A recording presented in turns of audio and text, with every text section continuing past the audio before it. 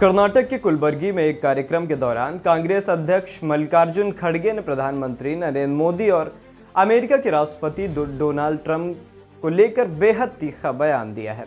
उन्होंने कहा कि ट्रंप तानाशाह है और मोदी उनके गुलाम बन गए हैं।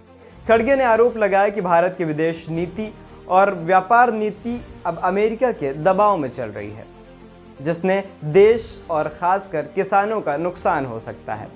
कांग्रेस अध्यक्ष ने पश्चिम एशिया में चल रहे तनाव का जिक्र करते हुए कहा, किसी भी देश के नेता की हत्या में दुनिया शांत नहीं रह सकती। उन्होंने कहा कि अगर अली खामनेई जैसे नेताओं को निशाना बनाया जाता है तो इससे अंतर्राष्ट्रीय कानून और वैश्विक स्थिरता पर गंभीर असर पड़ता है। उन्होंने ये भी कहा कि अमेरिका का रवैया अहंकारी हो गया है और वह कई मामलों में अंतर्राष्ट्रीय नियमों का उल्लंघन कर रहा है।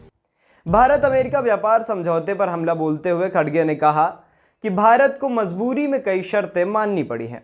उनके मुताबिक भारत अपने कई कृषि उत्पादों पर टैरिफ नहीं लगा सकता, जबकि अमेरिका भारतीय निर्यात पर टैरिफ लगा सकता है। उन्होंने कहा कि भारत में करीब 65% लोग खेती पर निर्भर हैं, जबकि अमेरिका में यह संख्या सिर्फ 3% है। ऐसे में अगर अमेरिकी कृषि उत्पाद भारत में बिना रोक टोक आएंगे तो भारतीय किसानों पर बड़ा असर पड़ेगा।